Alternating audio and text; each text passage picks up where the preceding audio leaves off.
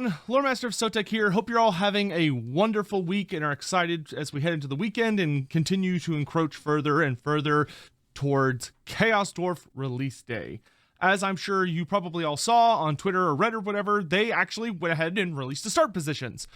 So I do apologize for getting around to it a little late. I've been very busy the last day or two. We've got a lot of really exciting things coming up that I will be announcing today and tomorrow. There's a lot about to kind of like happen and come up all over the place. So without further ado, I'm going to go ahead and jump into the start positions and talk about my thoughts on them a little bit. So without further ado, we're just going to bring up the page and hop right into it. So first, here, I'll go ahead and be here present for this. We've got Zhatan the Black. So they reveal that on the Realm of Chaos map, he starts in the Gates of Zar. So he's kind of right smack in the middle of the Darklands. He's right in the middle. And we've seen that all of the Chaos Dwarf characters in the Realm of Chaos campaign are contained within the Darklands, essentially. Which does make a lot of sense. The Realm of Chaos campaign is a very large map that has a lot of focus on particular areas. Like the Darklands is one of the largest overall regions because it's one of the only full regions outside of like Norska and a significant part of the Chaos Wastes and most of the Empire. But I honestly think that, you know, it's a solid enough spot. He's right kind of smack in the middle, so he really has the option to go any direction he wants. You know, you can head off into the west if you want to go start fighting the World's Edge Mountain Dwarves and then the Empire and Kislev immediately. You can go east across the rest of the Darklands towards Zar Nagrund if you want to like try and capture the capital and face off against the ogres before you go on to Cathay. You can go north or south. Like, he's got a lot of options. He really kind of seems like he's meant to be the most open campaign, so to speak. But when it comes to Immortal Empires, this is a super interesting start position. So this is by far the most dynamic of the Chaos Dwarf start positions in that he is not in the Darklands. He's actually quite a way away from the Darklands. So the Darklands are right kind of here, smack in the middle of the map. And then Zhatan is way up in the very tippy top of the map in the top right. You can see there's a bit of a black border here along this edge. This is where the map ends. So all of these mountains up here are, as of yet, unexplorable territory. It's kind of just like a void. I personally really hope they open up the Realms of Chaos here at some point, because I think that would just make it way more interesting than just having this weird empty space that kind of feels like a waste. But in any event, he starts at the Volary and the Granite Spikes. So the Volary is right next to or in the Eastern Steppes, which is a large plain, essentially, a large plateau that leads into the Chaos Waste north of Grand Cathay, and also just leads into the Chaos Waste in general. The Eastern Steppes is really considered the last land before you reach the Chaos Wastes when you're above the Mountains of Morn. And it is where the Hobgoblin Khanate actually resides. So the Hobgoblin Khanate, they do not have settlements. They are a roaming horde. You know, they don't settle down. They have, supposedly, they have like moving cities in a sense. So like large tents and caravans that are up on platforms that are pulled by massive hordes of wolves. So they have these kind of like mobile cities roaming around. But there are other forces that seek to take over the Eastern Steppes. The forces of Chaos have been trying to claim them for ages, but have long since been fought back by the Hobgoblin Khanate, who managed to hold them off. And of course, the Gospodars of the Kislevites actually originate from the Eastern Steppes. The original Gospodars who migrated to what we now know as Kislev, they're not from there originally. The original Khan Queen, Mishka, actually was a warrior queen of the Eastern Steppes and her people when they lived there. But as chaos started to encroach further and further down, they eventually fled. In the original version of the myth that's revealed in Realms of the Ice Queen, we learned that they basically were called by the ancient widow, who is this mysterious deity that's like the actual power of Kislev itself. Like, she is Kislev. The power of the land, it's her power. So like the ice witches and the hags are wielding her might in different ways. But the ancient widow is the one who sort of reaches out to the Gospodars, sensing their potential as defenders of her lands, and she calls them to her, where they end up traveling. They leave the eastern steppes, they go down here to Zorn Uzkul, the Great Skull Plain, and then they cross Peak Pass, or actually I think it's High Pass. They cross High Pass into the lands of Kislev, is kind of like the original myth, so to speak. Zorn Uzkul's over here, and then over here's Kislev. So they kind of went through all this stuff. But I don't think he's quite in the Eastern Steppe. I think he's near the Eastern Steppe. I'm not 100% sure. I have to open the game and look. But he does start with 2 settlements, which is nice. I'm guessing probably a major and minor settlement to kind of help buoy you up. But he's in a very interesting start position. So Zhatan is kind of off by himself. There are not a ton of characters in his ballpark. I believe the Challenge Stone is somewhere up here. So this is where Kolek Suneater resides. And then Grimgor Ironhide is down here in the mountains of Morn, between the Eastern Steppes and the Darklands. So Zhatan is kind of like a major piece of bread in the Chaos Dwarf sandwich that Grimgor Ironhide is smushed between, which is perfect. Like, if any character should be surrounded by Chaos Dwarfs, it's Grimgor. There is no one that hates Chaos Dwarfs more than Grimgor Ironhide does.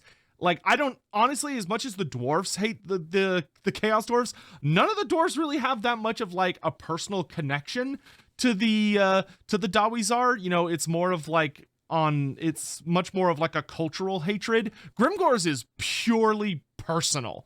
You know, he was a slave in Zarnagared. He was whipped and beaten and treated like garbage. That's where he lost his eye. That's where he stole his axe from. Like, he has a whole history with them. So the idea that, you know, he's kind of in that ballpark and will be having to deal with his former masters trying to wipe him out while he attempts to rebel against them and cast them down. Perfect. I will say Zhatan, I think, has an excellent start position. And for being the character who kind of has the least going for him, as far as like, you know, he's not really, you know, he's not a wizard, and he doesn't really, probably isn't going to have like any crazy interactions with like war machines or the Kadai or any of the stuff like that. I imagine he's going to be much more about kind of like your bread and butter units, like your just regular warriors and stuff like that. I am hoping this means he kind of also functions as like the Hobgoblin character, since he's so close to the Hobgoblin Khanate. Maybe that he is able to specialize a little bit in improving your Hobgoblin units and really allow him as this cruel overseer, this nightmarish tyrant, to really bring out the best in his Hobgoblin troops, you know, along with getting Gorda's Backstabber. But this is a awesome start point. Just like his Realm of Chaos start point, I think he's able to really go and do some really fun things. You can head like north into the Chaos Waste proper and test your might against the likes of Archaon the Everchosen, and start like really fighting through a part of the map that nobody's in. You know, a lot of parts of the map have a lot of characters in them, or you don't have to travel far. If you go into these northern reaches, there's nobody up here until you get like way up to here-ish, where you bump into Archaon. I think at like the Writhing Fortress or wherever he is. Yeah, obviously Kolek Suneater is close by, which Kolek can make for a very entertaining early boss fight, or probably a very powerful ally.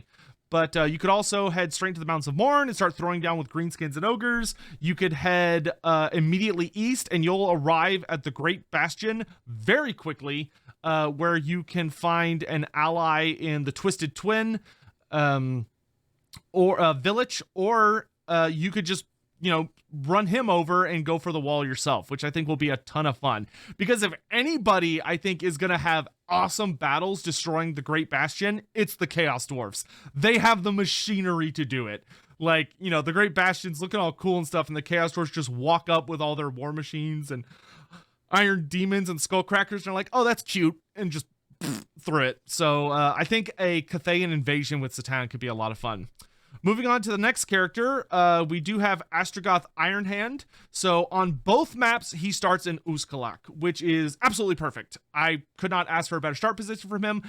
So one thing they've shown is that Tsar Nagrund, nobody gets to start in it. It's owned by Gorth the Cruel, who is another famous Chaos Dwarf sorcerer prophet.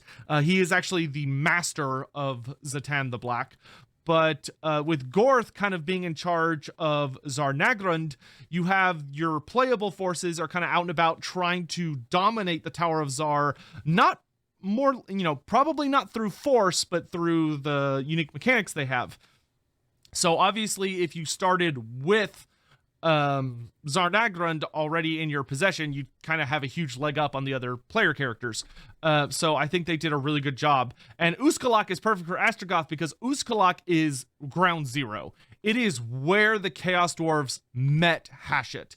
It is their original hold. It is the place they founded when they were regular dwarves, and then they dug in deep when they were cut off by the forces of chaos and surrounded seemingly by the Tong, and where they delved deeper and deeper and deeper until they finally encountered Hashut, the Father of Darkness, and struck their terrible bargain.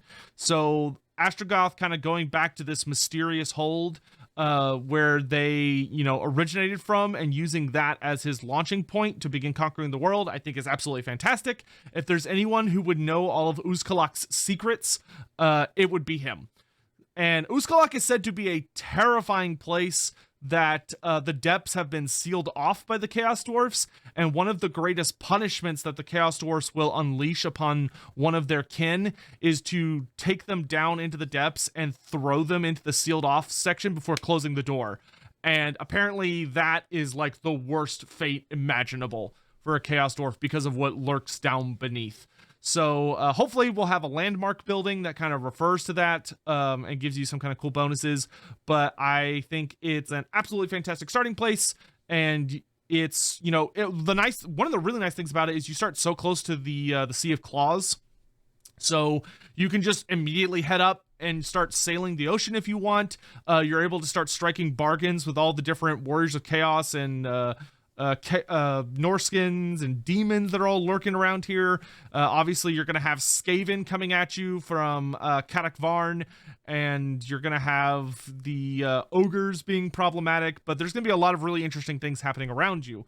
And on Immortal Empires, it's even more true.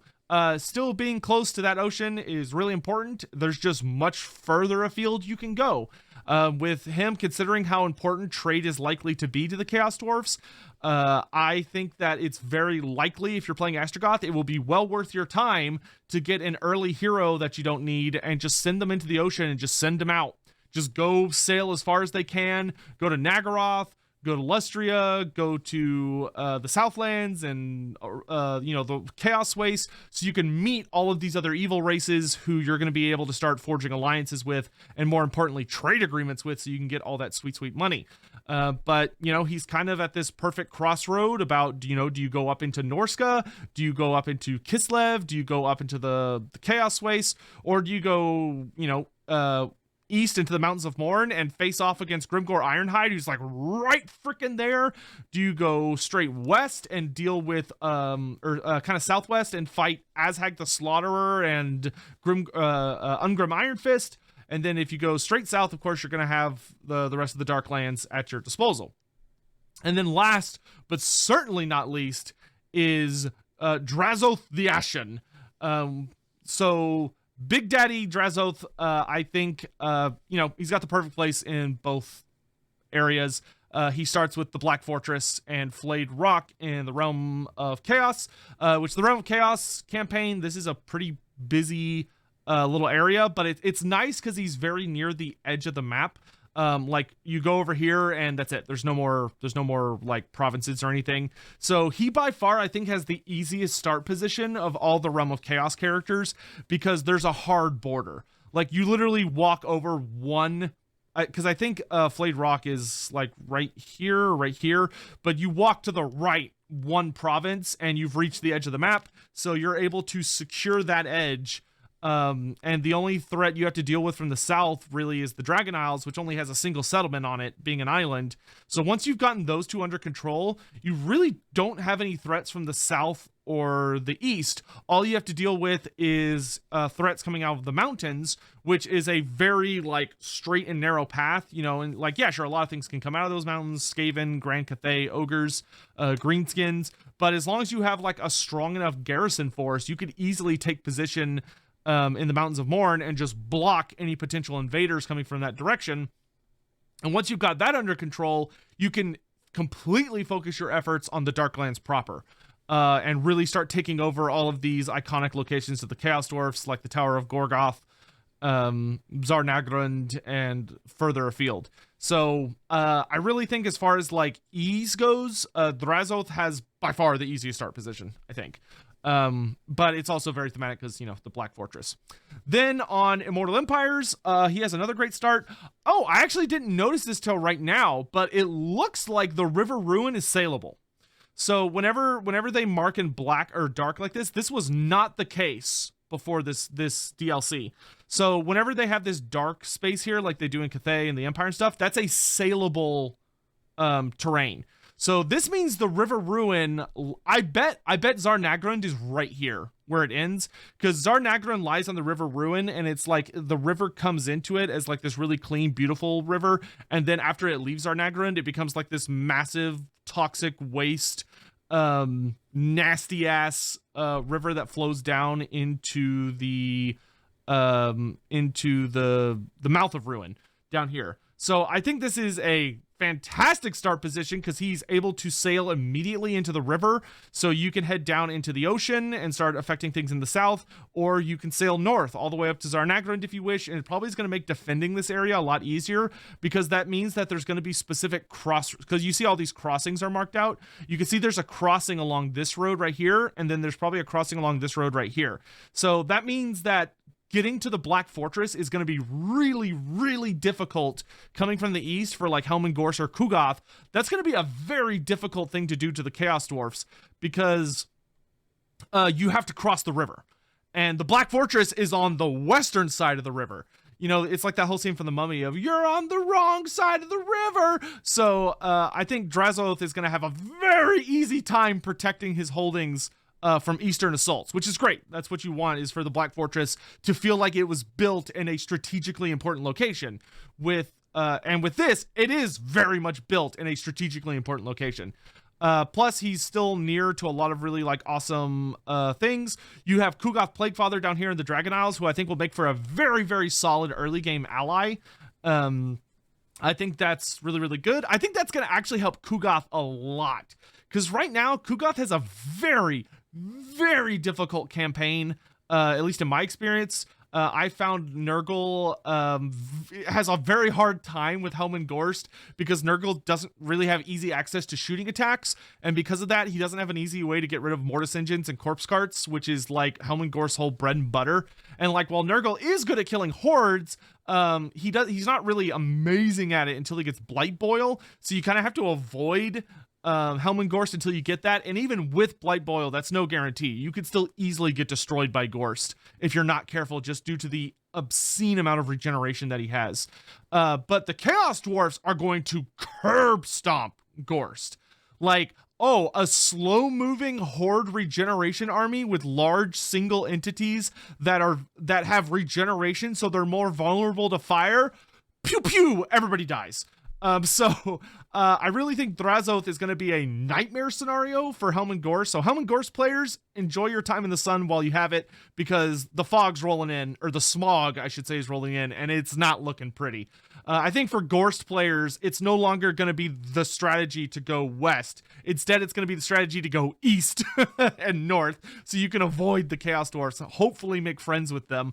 But if you're playing as Kugoth, I would buddy up with the Chaos Dwarfs immediately, because they will probably just absolutely slap the snot out of Gorst. Of course, once again, access to the Southern Sea. Oh, so this is really good. All of the Chaos Dwarf characters, they're close to where they should be, right? Chaos Dwarfs are not a faction that should appear just somewhere else in the world. That's not really what they're about, right? They're a very isolationist culture that, although they send out like slave expeditions, they've never really been seen outside of the Eastern world. Like there are no really reliable records of Chaos Dwarfs in the New World, with the exception of like Vashnar the Tormentor's invasion. And the only Chaos Dwarfs he had with him were the Hellcannon crews, which he brought with him from the Chaos Wastes. So, like, there's never really been any consistent or good records about Chaos Dwarfs sighted in, like, Ulthuan or Lustria or Nagaroth. Like, they've never been seen there, just because it's so far away, and they likely don't know what's over there or care, really, because for them, you know, it's about going out to somewhere that's close enough that they can get there and back relatively quickly, but also has a lot of laborers that they can pick up and bring home. So, you know, personally, I think it would have been very, very weird to have a Chaos Dwarf character show up in like Lustria or Nagaroth or the Southlands or Grand Cathay, but like using the Chaos Waste kind of as your springboard, I think was a really good move by CA. So having Zhatan way the hell up here on the complete opposite side of the Mountains of Morn, he's still kind of like vaguely in distance to the Darklands. Like, he's not so far away, he's going to struggle to interact with them, but he is also far enough away that I think it's going to feel like a significantly different campaign. And the starting enemies for each are very solid too, because with Zhatan the Black, you're going to be fighting at the start, you're going to be fighting the Warriors of Chaos, Grimgor Ironhide, the Ogres of the Mountains, the northern tribes above Grand Cathay, and Grand Cathay is probably going to be one of your really big main antagonists. Then for Drazhoath, you're dealing a lot with other Chaos Dwarfs. You're dealing with the demons of Nurgle. You're dealing with the undead, the vampire counts, thanks to Gorst. You've got Crookback Mountain right here with the Skaven. And then you've got like the really strong World's Edge Mountain dwarves and Kalazakarak just down the bend as well. So like a lot of vampire counts. You've also got like the Silver Pinnacle. You know, you got a lot of vampire counts. You've got more ogres in the Mountains of Morn here. So you have like Grease's Goldtooth is going to be nearby.